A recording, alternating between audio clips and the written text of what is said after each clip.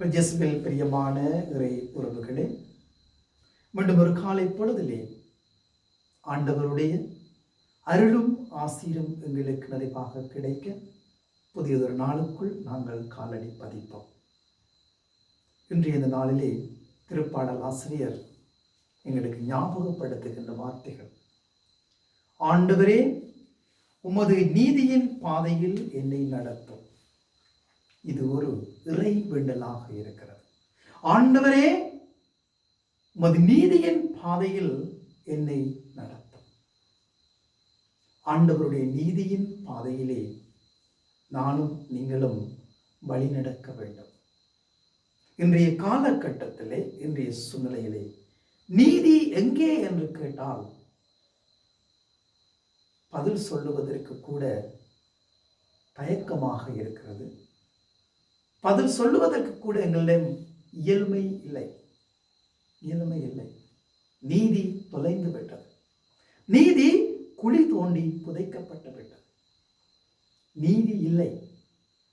இதனால் மனித உள்ளங்கள் குழி தோண்டி புதைக்கப்படுகின்றது. அநியாய தீர்ப்புக்கு உள்ளாக்கப்படுகின்றது. அநியாயம் என்ற போர்வையிலே அநியாயத்தின் விளைவுகளுக்குள் சிக்கி தவித்து உண்மை நிறைந்த உள்ளங்கள், நீதி நிறைந்த உள்ளங்கள் மறைக்கப்பட்டவர்களாக, மறுக்கப்பட்டவர்களாக வாழ்ந்து கொண்டிருக்கிறார்கள். இந்த நிலையில் தான் ஆண்டவருடைய நீதியின் பாதையிலே நாங்கள் வழிநடக்க வேண்டும் ஆண்டவரே என்று சொல்லி ஆண்டவரை பார்த்து நாங்கள் மன்றாடிக்கொண்டே இருக்க வேண்டும். நீதி நிறைந்த உள்ளங்களாக நாங்கள் வாழ்ந்து நீதிக்கு குரல் கொடுப்பவர்களாக, நீதிக்கு செவிசாய்ப்பவர்களாக நானும் நீங்களும் வாழ வேண்டும். இதைத்தான் ஆண்டவர் இன்றைய இந்த நாளிலே எங்களுக்கு ஞாபகப்படுத்துகிறார்.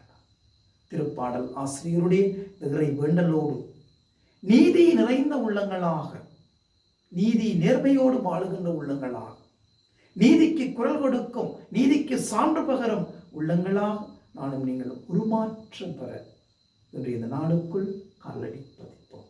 அன்னை மரி மூலமாக நாங்கள் ஒவ்வொருவரும் நீதியின் கருவிகளாக உருமாற்றம் பெறுவோம். எல்லாம் வல்ல இறைவன், தந்தை, மகன், தூய ஆவி உங்கள் அனைவரையும் நிறைவாக ஆசீர்வதிப்பாராக.